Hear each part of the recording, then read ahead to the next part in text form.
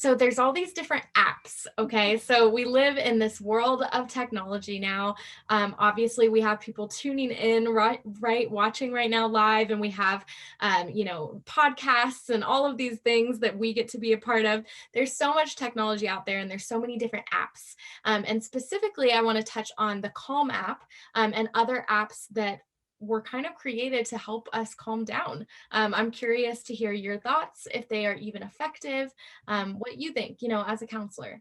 Yeah, I think I'd say there's so much research that mindfulness is incredibly effective. So whether it's the Calm app or whether it's another app, I think even just the fact that our culture is just noticing that being mindful of the way that we breathe throughout our day, that we're incorporating it into our lifestyle is huge. And so I think that the Calm app specifically has become a lot more popular because of its various features. And that can look like guided meditation if you're kind of new to mindfulness, where it gives more specific instruction. Because then there's another feature that's like less guiding, where if you're used to taking that space to do some deep breathing or reflecting or just building this awareness, um, that there's more of a, if you're more experienced with mindfulness and meditation, that there's something for that. Now, if people have a hard time like falling asleep, there's sleep stories, there's these classes where you can learn about the brain science and what's happening in mindfulness and meditation and things for kids. Like it's very comprehensive. It Mhm. has a lot or for the body, Yeah. different ways to calm the body, different things. Yeah. No, right. That's so good. What would you kind of, I guess, say to someone who maybe feels uncomfortable, like maybe feels uncomfortable with like being by themselves, turning on an app on their phone and trying to relax? What would you kind of say to them? Like, is that for them? Is it for everybody? Yeah, that's a great question. I think that at first, mindfulness kind of feels hooey gooey, where it's like, okay, I'm intentionally kind of having to stop and they're telling me not to think about anything. I don't know how to make my mind empty, some of Right. the It's weird, even if you're like in a counseling office. yeah.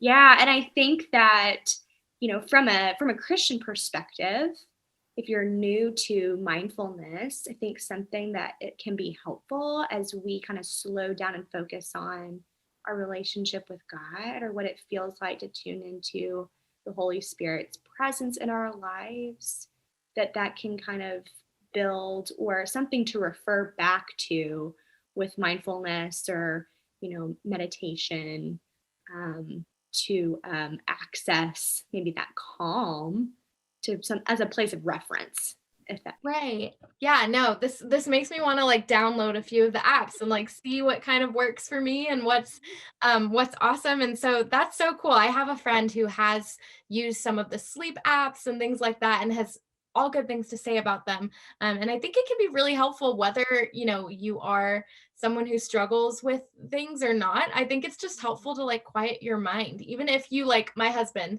bless him, he falls asleep 5 seconds after his head hits the pillow. But I think even, having that time to like unwind at the end of the day before you lay down is important for your brain. Yes. Yeah. I mean, as we look at our phones, right, our brains continue to stay activated. And so although these apps are on our phones, it could be helpful to set it next to you or even face down as you're building that awareness, as you're kind of focusing on what you're listening to and what's happening for you internally rather than staring at a screen. Yeah, yeah. No, that's so, so good. Thank you for covering that. I know that's something that a lot of people have been looking into, obviously coming out of last year, 2020, all of the stress and craziness, and people wanting really just searching for that mindfulness and for that like space to process and relax and be quiet. I think a lot of people are looking for that. And I think that's maybe why this is a trending topic right now, is our phones are so accessible and we have so many awesome apps at our fingertips. But I think what holds people back is feeling like, oh, maybe this is dumb. Like, maybe I should actually like go into an office to do this instead of like doing it right now for myself, even though that's what I need. So I appreciate just you explaining that to everybody.